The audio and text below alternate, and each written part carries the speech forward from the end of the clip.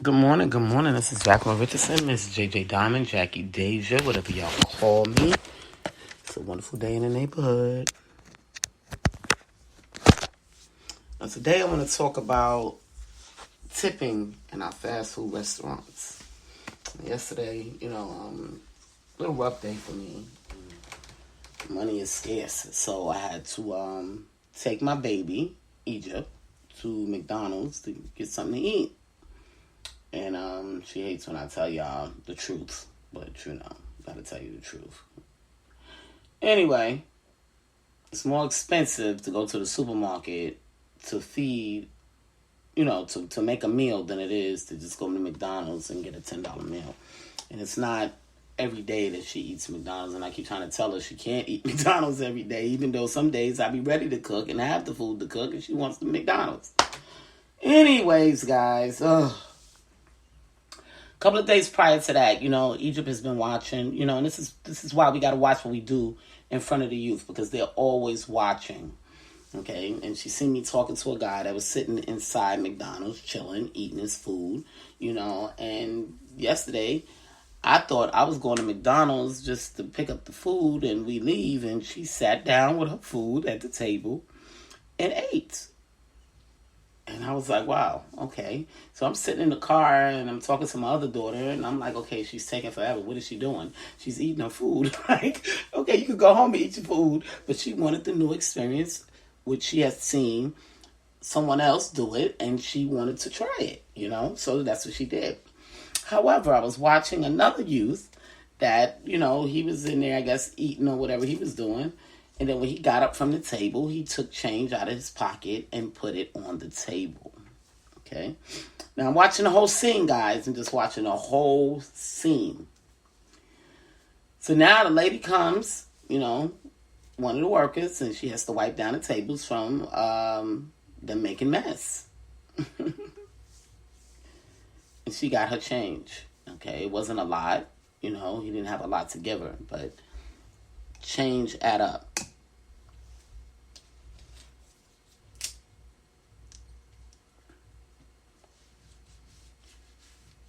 And she picked it up, put it in her purse, her pocket.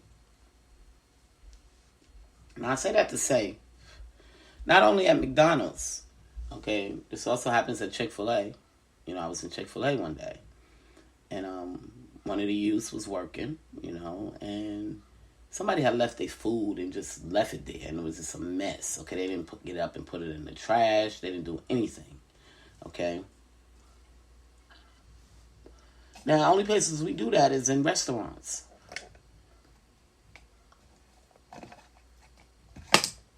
That's the only place we do that. Get up from the table, but we leave a tip. Okay? So, the least you can do if you're not going to leave a tip is put your stuff in the trash. Okay? The youth was very upset, She was like, now who did this? And I just looked at her, and we're trying to teach our children to work and stay steady with it. But that don't mean they have to be abused doing it. Okay? And I know that Chick-fil-A, McDonald's, Burger King, KFC, places like that, they don't allow their people to get tips, and they should. Okay? They should. Because for one, they're not getting paid a whole lot. I mean, some of them are, but then some of them are not. The managers are. But what about the people that's walking through the door just starting? They don't get that much money. So why is it wrong for them to get a tip if they did a good service? That should be the consumers, the customers' decision. Not the company. So I say that to say that, the new era coming up, this is what they're asking for. They showed me that yesterday. If y'all want them to work and be law-abiding citizens, why can't they receive tips as well?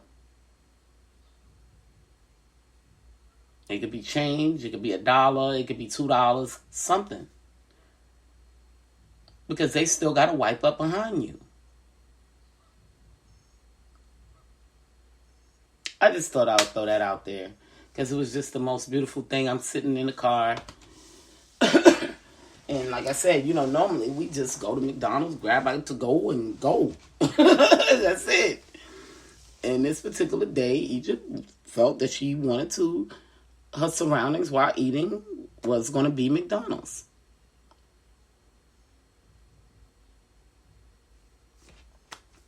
So, that showed me that these kids are learning. They're watching. It's up to us every day, based on the way we act, when we go out, when we're around people, how we conduct ourselves. Because your child can be picking something up from somebody else in the way they act. I have some youth that has children, and they want to keep their children all together so they don't have to deal with the outside world. And I get it, and I want to talk to my youth about it. But it's not going to be fair to them children when it comes to social, dealing with other people. They got to learn to deal with other people because they're going to have to go to school. They're going to have to work one day. But some people just don't want their kids to pick up the bad habits. So it takes all of us in our community to do things the proper way so the kids can learn the proper way. My son, actually my grandson, he used to go outside and he would see people doing stuff. And then he'd come back and he like, well, Ma, they all doing it. I said, just because they all doing it don't mean it's right. Do you see me doing it? No, but you different, Ma. No, I'm not. I just do things right, a different way. But I'm not different. I'm still a human being just like them. You have a choice. You can either act like them or you can act like me. Or you can act like somebody else you've seen and they be your model type person. So when we putting out models of who we are, we need to put out good models because the kids are watching. It's all about them. Because they're the ones that's learning right now.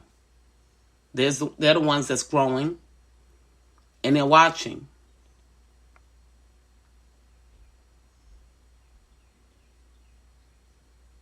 Okay, so we have to learn to love better.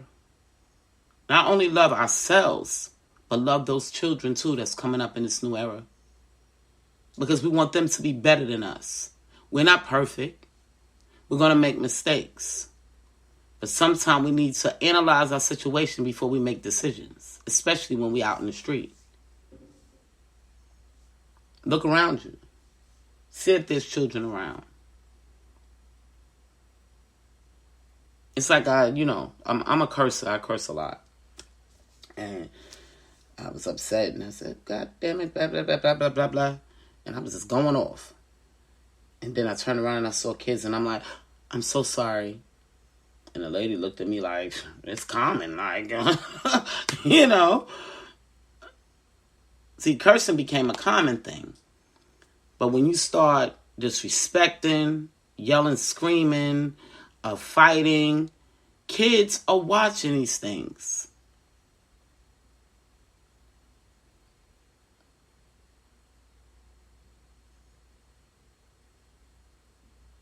So I say that to say, just watch what you do when you're outside.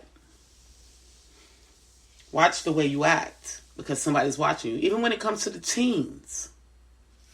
Okay?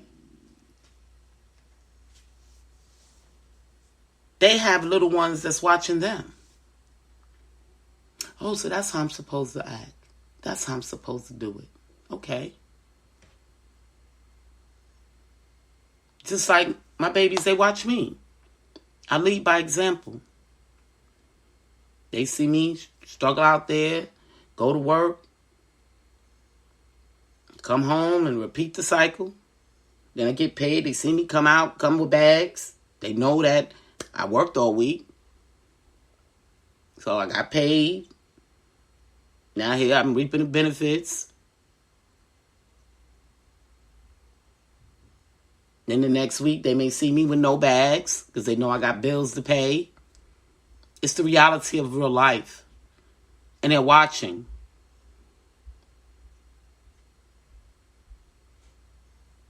And then they make decisions on how they want to run their lives. It takes them a long time to do that sometimes. Who they want to be like.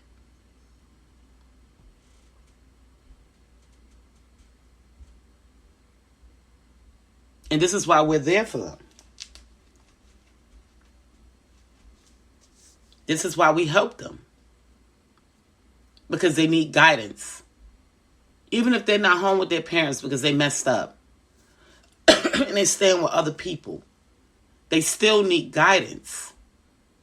And the community is the one that guides them.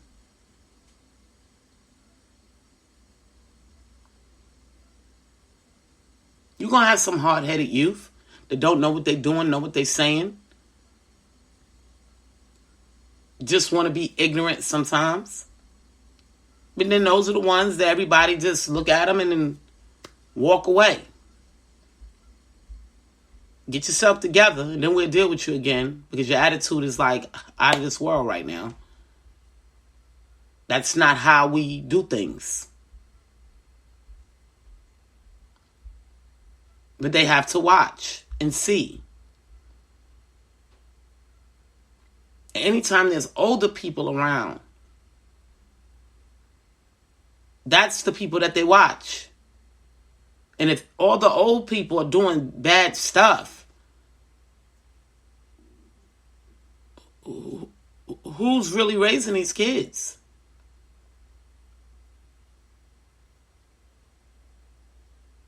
Nobody, because they see the adults doing bad stuff.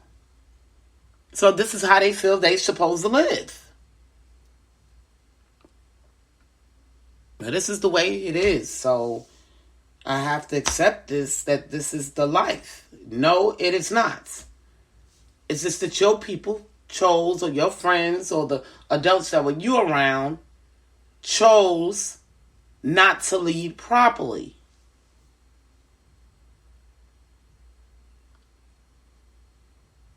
And then the kids pick it up and they feel that this is the way it's supposed to be done. No. That's not always the appropriate way to do things. Just because it was given to you by your parents or the community that you lived in, don't mean it was right. But then when you go outside into another community, you'll see a different lifestyle.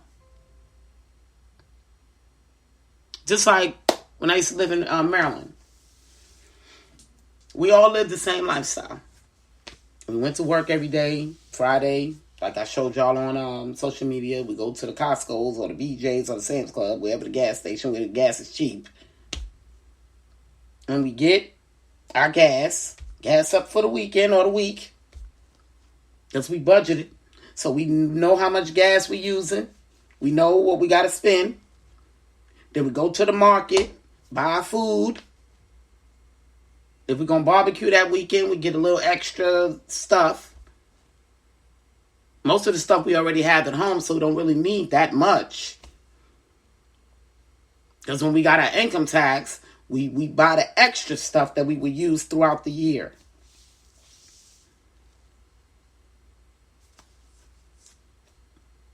Then we'll go home and decide what we're going to do. Are we going to go out?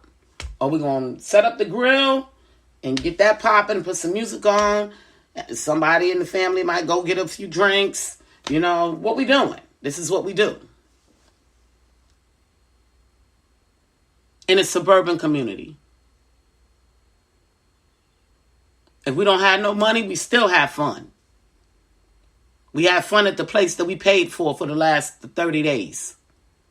Whether it be rent or mortgage. We're going to have fun right here. Because it's paid for.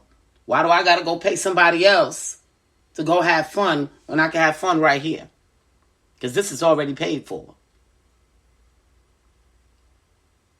Sometimes they'll open up their garages and the whole community come out and everybody having a good old time walking back and forth. Hey, how you doing? How was your week? Yeah, you was good? Okay. They drinking. Now, because now they don't have to worry about drinking and driving because they at home. They walking down the street to the next neighbor. Hey, what's going on with you, Sam? How was your week? Good, man. I'm getting toe up. Me too, man. This is how we do things in the suburbs. Every night, after work, come home, you cook your dinner, feed your family. The family goes out for a walk. Because you can't go to bed with food on the belly. What does it do to you? 1, it doesn't digest properly. 2, it'll make you gain weight. So we go and walk off some of that food.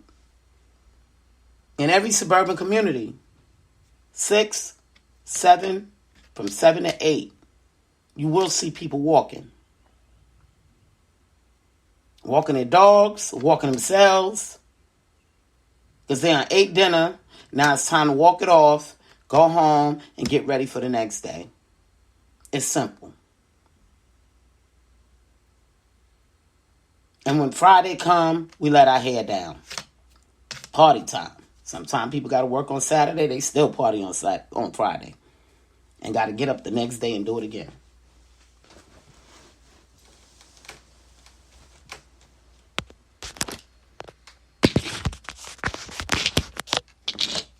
And we live happy. We smile.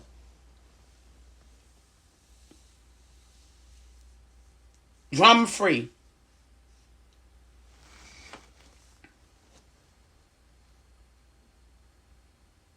And it's no reason why the inner city can't live the same way.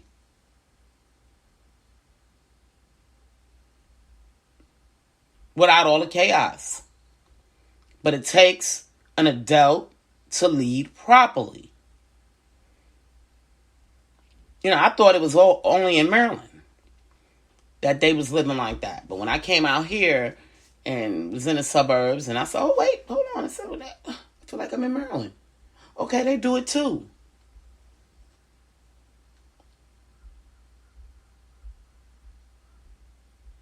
This is the way it's done. So we can all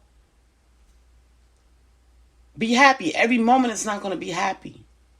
Because we got to deal with the government and their nonsense. And whatever else, anytime you got to tie yourself to other people. When you get in your car and you go to work, you're tying yourself to other people. That's why your home is your safe haven. Because when you get back there, you know you're safe. Like, oh, I ain't got to deal with nobody. I ain't got to deal with them crazy drivers out there. I ain't got to deal with them crazy people at work that want power. Everybody want to be a boss. Too many chiefs and not enough Indians. So I'm back at my safe haven. Now what I'm going to do on my days off? I'm going to clean up. Put some music on. Have me a good time, laugh and smile. Maybe I'll invite so-and-so over. We play some cards and we do this and do that. It's called real life. A chaotic life is a choice. Once you get back to your safe haven, that's a choice. It's called the no-nonsense lifestyle. Everybody knows what they have to do. Even the kids. I should know where my child is at without even speaking to them. Without having to look at 360 map. Because everybody is supposed to do what they're supposed to do.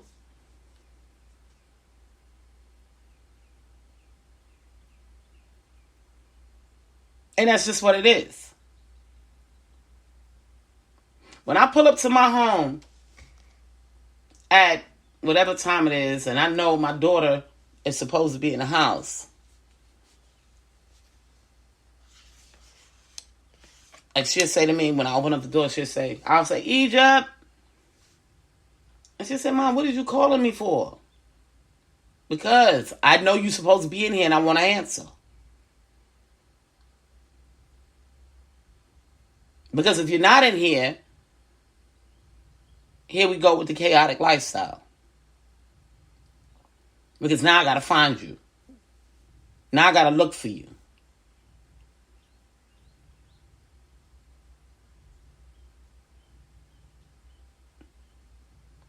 This is the way they train their children.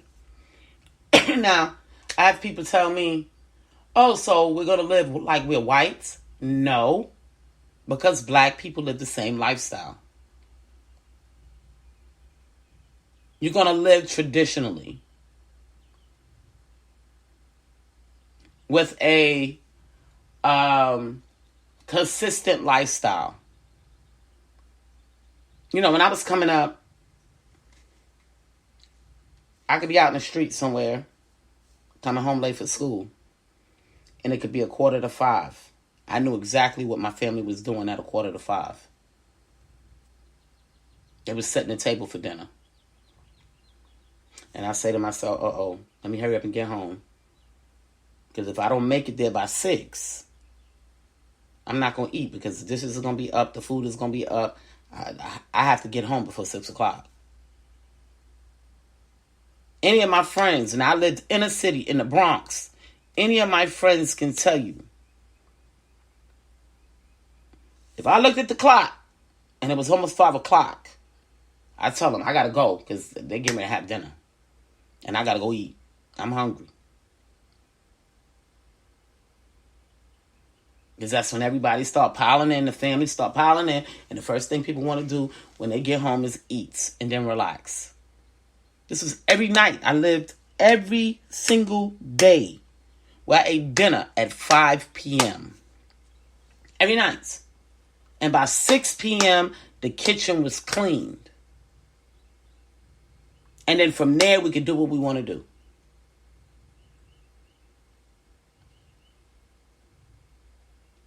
Our families have gotten so chaotic and our lifestyles has gotten out of whack because people stopped leading. Now we got people eating at 9 o'clock and going to bed at 10. And then wonder why they wake up with the food in their chest.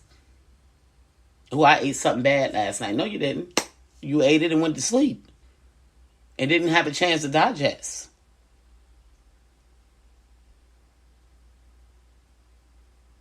Which creates health problems.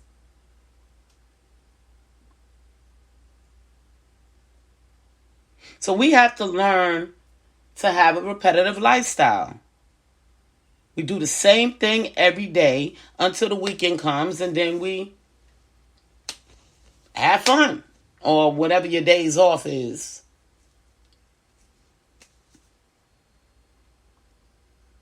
This is what the inner city has to learn.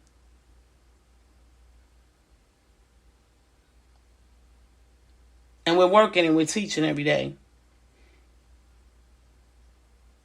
Now, like yesterday, my daughter, we went out to eat. It might have been fast food, but we went out to eat.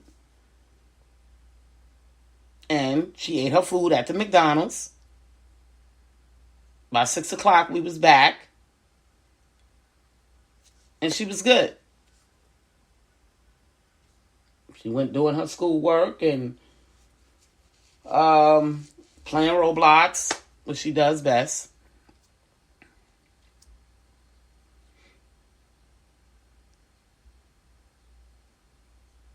When she get home from school, the first thing I ask her, what do you want to eat? I couldn't cook, so what do you want to eat?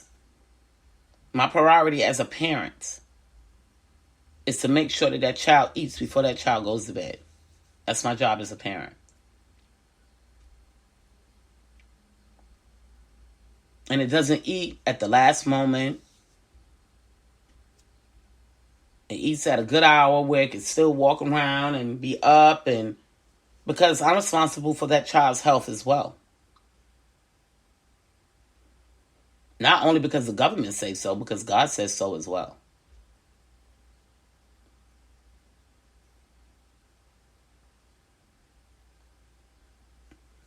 We got to stop letting these children raise themselves.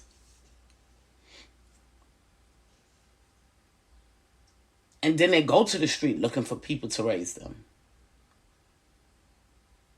Because your life is chaotic. You know, I get it. Sometimes we get jobs that we can't stand. And it makes us, our minds out of whack. But this is why we need counseling and mental health. You know, where the husband can call and be like, honey, I'm going to be a little late. I'm going to the counselors, to the therapy. Because I couldn't fix it just talking to you. Because normally your wife or your husband is your second half. That's your best friend. So sometimes you're able to go home and talk to your mates about whatever issues you have. Because it's you and them. Y'all two against the world. And sometimes they may not be on the same page at the time to understand what you're going through. So that's where mental health comes into play. I used to do it all the time. I'll call home and I would tell my mate and I'd be like, look, I'm going to counseling tonight. So I'll be home a little bit later than expected. At first he didn't trust me, you know, and I told him, well, the counselors is over here on such and such street. If you want to come on, come on. You need to talk too. You covered. Because you with me. So come on. But I need to stop in here and get some things out. Because I'm going through a lot. Especially around the time when my mother was dying. I needed to get it out. I needed to talk about it. I need to understand what was going on in my life. Sometimes that's what we need. We need to talk about it just to find out what's going on in our life at that moment. And some things we can't control, but the things that we can control, we fix them. And that's what the counselors are there for. It's not there. Therapy is not there to say you're crazy. Therapy is there to help you make the right decisions and stick by them.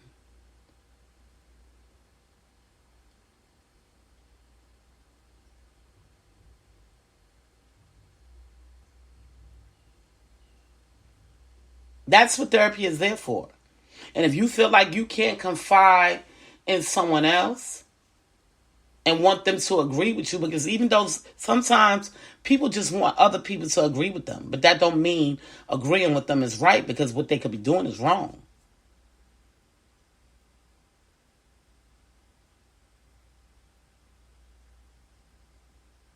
So sometimes this is why we need therapists, so they can tell us the facts. Now, I don't know either party. I don't know what's going on in your life. But based on what you telling me, you're wrong. Sometimes they need to hear that from a therapist. Well, what's that saying? If you have a tail and somebody keep telling you got a tail, you need to turn around and look. But sometimes that's what has to happen. Because people will choose sides even if the other party is right. They would still choose sides because it may be their family members or their friend or their cousin will never tell you the truth of the facts of what life is really about or what life is doing to them. They're going to tell them in their point of view, but they could be wrong. This is why therapy is good, because there's no sides. It's just you and the therapist. And they get to listen to how you feel, what you think, and whether or not you're right or you're wrong.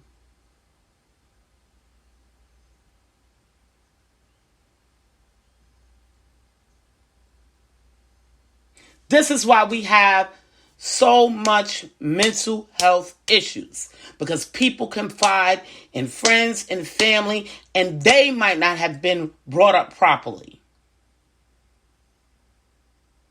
So how can they teach you anything?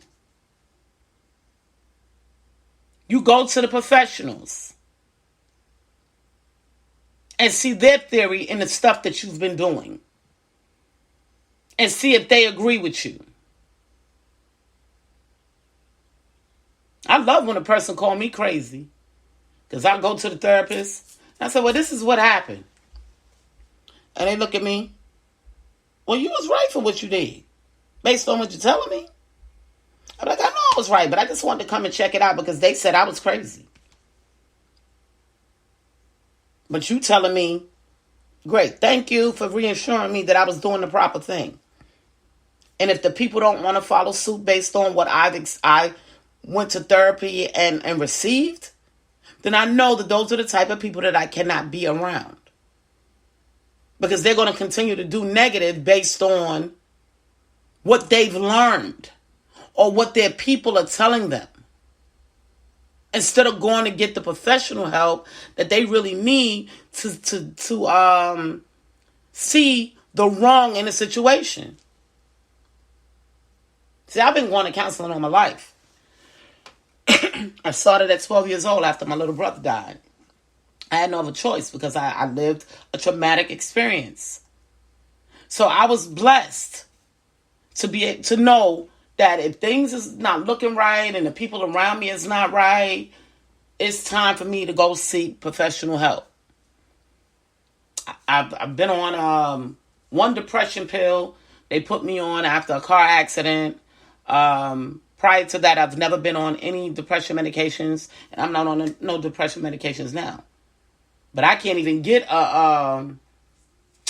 every time you call, it's a waiting list. Like, really? So I can imagine how the youth is, even if they wanted counseling. Certain situations need to be addressed immediately, not a month or two or a year from now. It's got to be addressed now. Because all it's going to do is cause a domino effect if you don't make the right decision, if you don't know the decision to make. This is why I had to go down to the council and explain to them what these people need. Granted, I've been taught a lot of coping skills because I've been to counseling all my life. So I'm able to help some people. But I can't live my life on a daily basis and try to help people. You know, sometimes I'll be at work and people will call me Jackie. Blah, blah, blah, blah. They know I have a lot of coping skills and I know how to get through a lot of stuff. So they'll call me. That's what my business is, Private Friend Incorporated.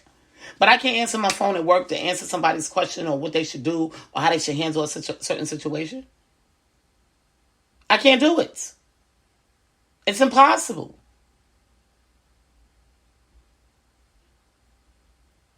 So they have to implement until I get the funding that's needed. Private Friend Incorporated, Jacqueline Richardson, gets the funding that's needed for me to sit in an office and answer the calls when they're calling or when they need to come in, and I can direct them to a counselor or just give them the coping skills. Because sometimes it be very minute issues that could be fixed just like that. But because they don't have the coping skills or they don't know the route or the resources to go to, they cannot get through it. I could eliminate some of that mental health issues turning into a domino effect if they can get to me first. And then I can tell them whether or not they need more help needing mental health. Because some of the people don't really need to go to a mental health therapist. It's just that they don't know how to cope through that certain situation because they've never been through it.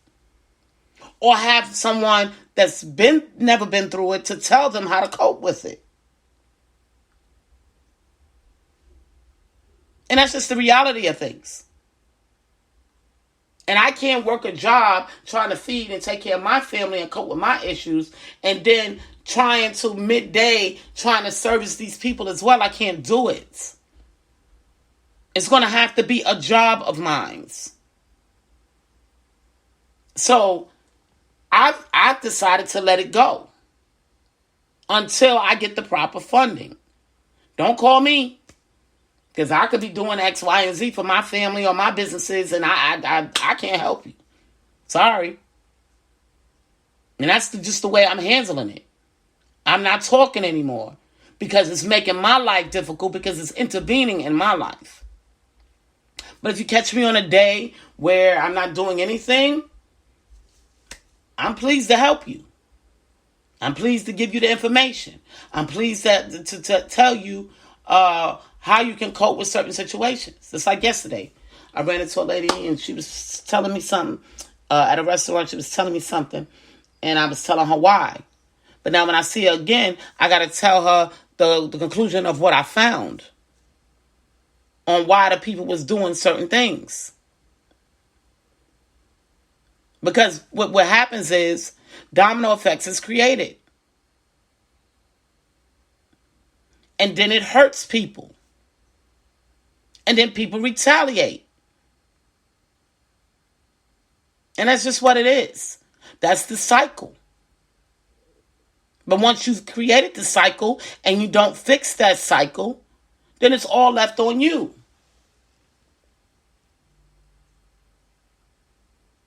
So I see a lot of things going on, and they have to be addressed. The kids are going to have to learn how to speak up for themselves. And it is what it is. Even though we love to use that term. But you got to use the term wisely, because it's not always it is what it is. Some things can be fixed. Some things can be controlled. You just need to know what things can be controlled.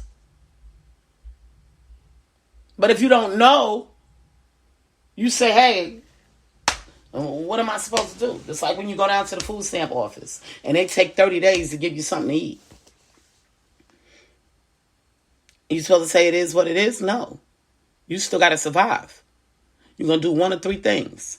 You're going to either say, you're going to go out and try to do some odd jobs. You're going to either go rob somebody and take their food. Okay? Or you're going to ask for help. This is just the pattern. This is just the domino effect. Because of somebody else's lack of work.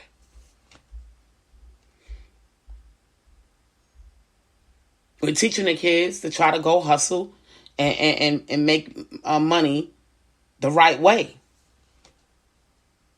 But then if y'all not paying them and not doing what y'all supposed to do, it goes back to the domino effect again. If they don't have nobody to ask them, then they're going to rob you. You took mine, I'm going to take yours. You thought I was doing this for my health? So it's the reality of life. It's real life, people. You got to look at the domino effects that y'all create as businesses, as companies, as the government. And you can't be mad with them. You just can't. Because y'all created it. Now, I went to the food stamp office a couple of times. You know what they tell me? Oh, well, we understand. Well, that's not my problem. They appointed y'all company to help us as a community when we need help. I need help, and I need it today.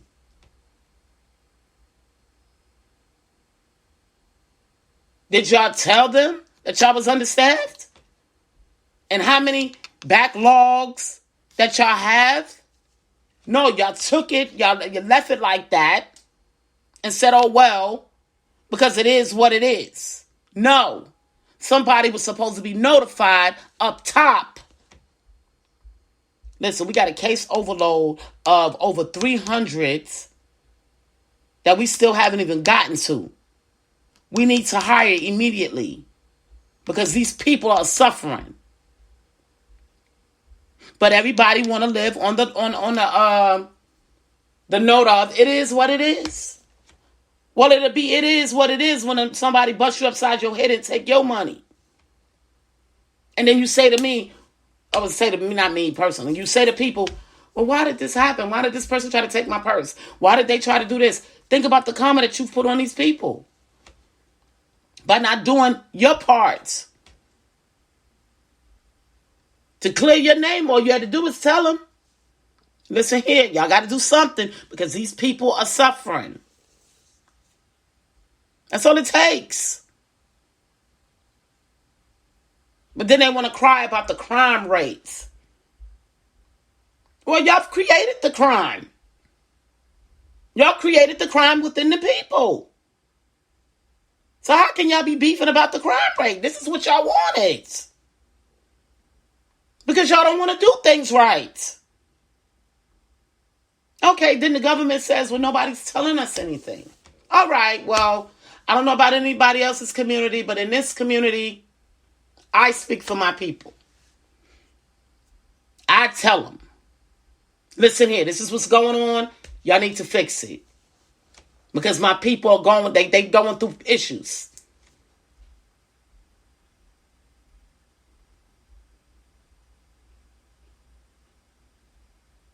And we need more of that in the communities to speak up. So hopefully within the next 10 years, the next era, next decade, our new generation graduating from school this year, 2023, those will be the people that's running to the council like, hey, hold on, wait a minute. Now I bought this house in this community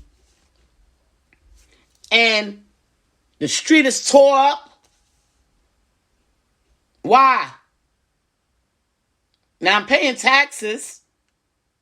So why is the street tore up and every time I walk it's messing up my car?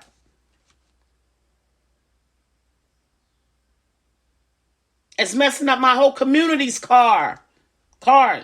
We pay money for these cars. We work hard.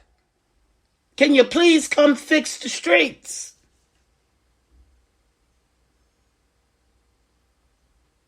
Now, personally, y'all know how I do it. I'll get online in a minute. As soon as whoa. Listen here. I'll do it online. I'm on such and such street, and it's a big old hole, and y'all need to fix it now. Y'all know how I handle it.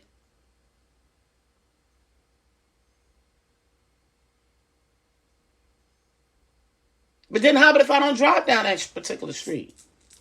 I was on the street the other day. The street was so tore up, big, beautiful homes.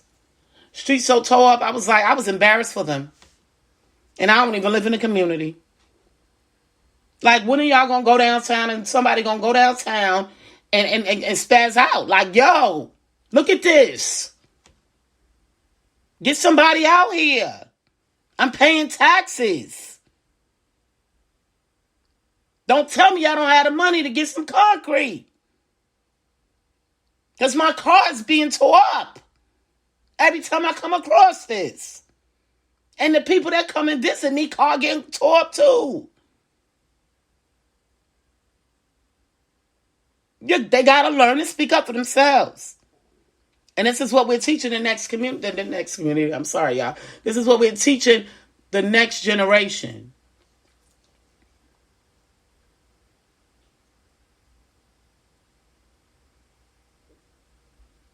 They got to speak up about their well-being and about their money. I had a girl at my job. It was unreal, y'all. She had to be in her late 20s, maybe. Maybe. Yeah, I'm going to say late 20s. And she didn't know why the government took taxes.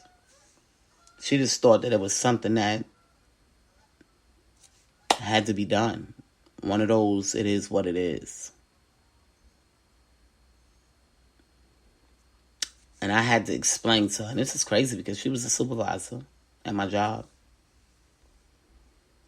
And I had to explain to her, it's not, it is what it is why the government takes our taxes. They take our money to put it back into what's needed into the communities. This is why they do census, to know how many people is going to be in the communities, how much service they need to know, how much people make within those communities, what they may need. Because they have to put that money back into the communities. Or for whatever help we need. I had to explain to this, like when we had COVID, the government had to do their part. The money that they was giving out was all the money they've collected from us. And she's just looking at me. And I was like, so nobody ever taught you this? And she was like, no. I was like, wow. What kind of parents did you have? I just shook my head like, wow. Mm.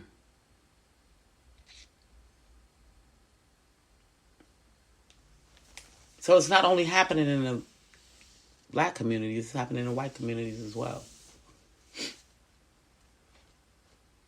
They don't have the knowledge. They're not being taught. I was calling them stupid. A lot of people call them stupid. But it's not fair to call people stupid if they were never taught. It's when you were taught and you don't grasp the understanding. It's when you could be called stupid. But if you've never been taught something as major as that, it's not a good look. It makes their parents look real bad. I don't fault her. I fault her parents. And I would love to meet them and say, what y'all been doing for the last 20-something years while y'all so-called was raising your children? You haven't been teaching them anything. And now you throw them out to the wolves and teach them how to work. That's it. Don't even teach them why the government is taking their money. Make it make sense, people. It's your job as parents to teach your kids this. It's your job before you send them out in the world. Just like a bird got to teach their baby bird how to fly before they send them off. It's your job as a parent to teach your kids how to fly. There's no exceptions. That's the way God designed it.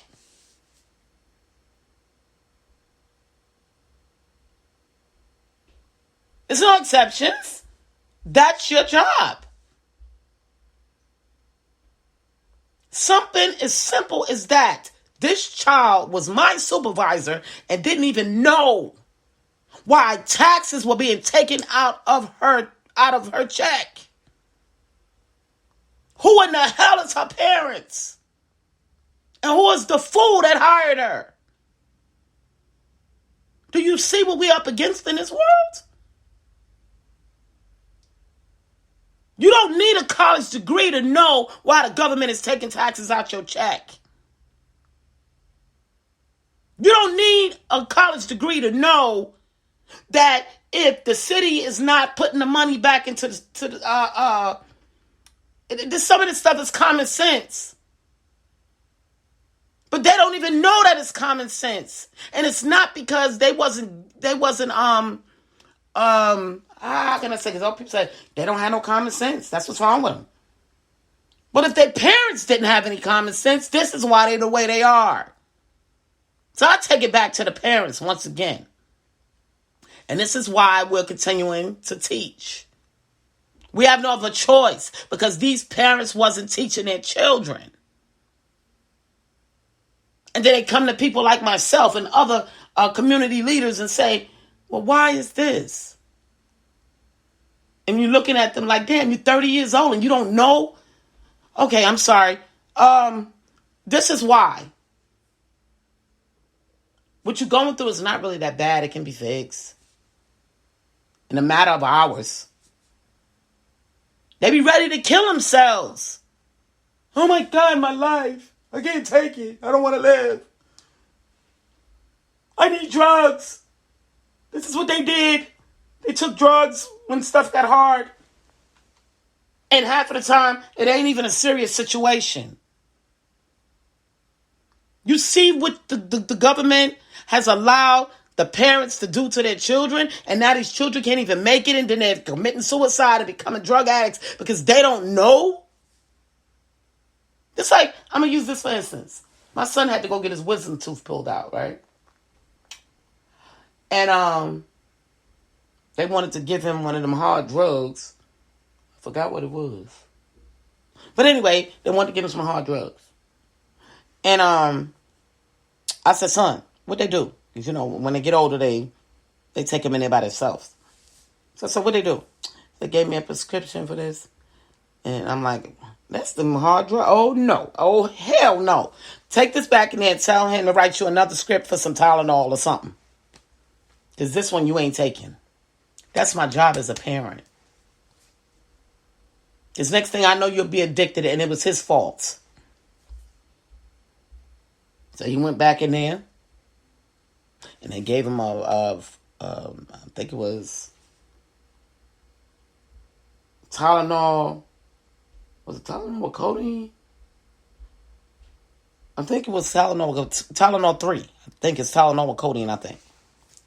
I said, you don't even need this.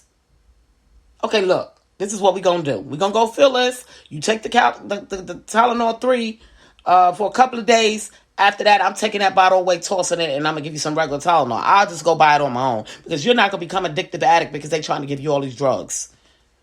That's my job as a parent. And he's looking at me. Well, I don't want to take them drugs then, Mommy. Great. Thank you. They can make you addicted? Yes. And they just gave it to you legally.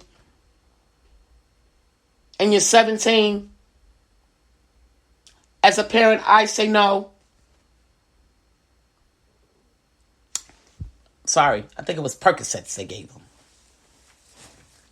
The first prescription was for Percocets. And I was like, take that back.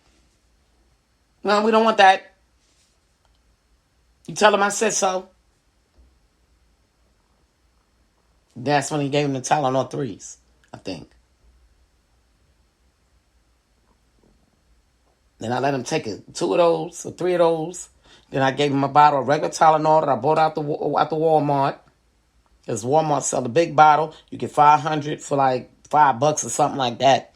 And they work fine. You just need to get over the hump of the pain of the first day. Now, me personally, I have a high tolerance for pain. So I got my teeth pulled plenty of times, took 2 Tylenols, and I was good. But some people just can't deal with it. So they want to give them all these high-powered drugs. It won't be my child. Now just imagine a child coming out there with these prescriptions, giving it to the parent. The parent didn't look. They go and fill the prescription because the doctor said so. Now that child is an addict. You were supposed to intervene because you're the parent. Lead by example. So now my kids know when they have kids, they got to fight for their kids. Because that's what I do for them. They know this already. That's why my oldest daughter, she don't want to have no more kids. My son like, no, I'm good. I don't know what this little one going to do when she get older, but the fact of the matter is, they know what they got to do as a parent because they see what I do as a parent.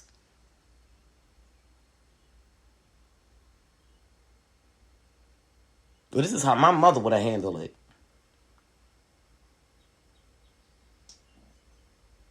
My oldest daughter called me all the time. Ma, this is going on. What am I supposed to do? My oldest daughter is 36. And she's still calling her mama. Ma, this ain't right. It don't look right. It don't sound right. And I said, well, this is probably why.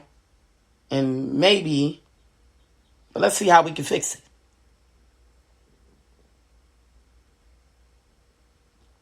My oldest son, sometimes he calls.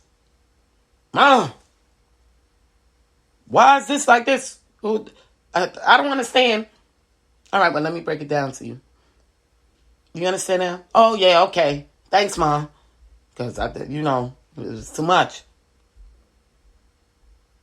They know they need to call me sometimes. Sometimes they be trying to deal with things on their own and they mess up and they wonder why. And they can think, you didn't make the call to Mama. You got to make that call sometimes. Mama can get on your nerves, but Mama knows best. If you see Mama get through channels, I'm going to just go back here. My kids never had to live without cable, without internet, without the lights. They never walked. Only one of them, and that's my oldest child. She went through the hardest time of my life with me. None of my kids went through any of those tragedies, which is very minute tragedies. But some kids take it harder because they don't know what it's like not to have it. See, it's all on the circumstances and how you raise your children. I met a lady the other day. She told me, "Oh, my kids, we don't have cell phones, and they don't get on the internet and blah blah blah." She said, "We do have a cell phone when we go pick up the child from their sports, but other than that, I said, "Well, how did you do that?" I said, "Girl, I'm gonna take my hat off to you." And she laughed. Her kids is in private school. So you see how it's a choice on how you lead?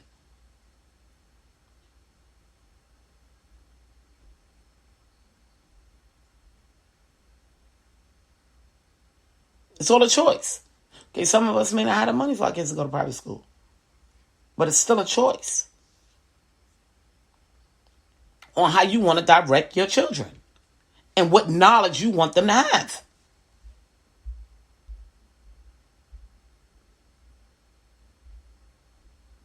Some kids learn better through reading. Some kids learn better by seeing and watching. But as a parent, you need to know which one is your child and what you need to do and not do. Some of you got 4 kids. And you say, this one is going to be okay. This one right here going to have some issues. So I need to focus on this one a little bit more now. It's a parent's job.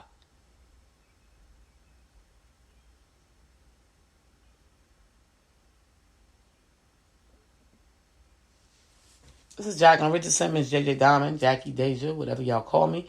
I'll talk to y'all soon. I love you all.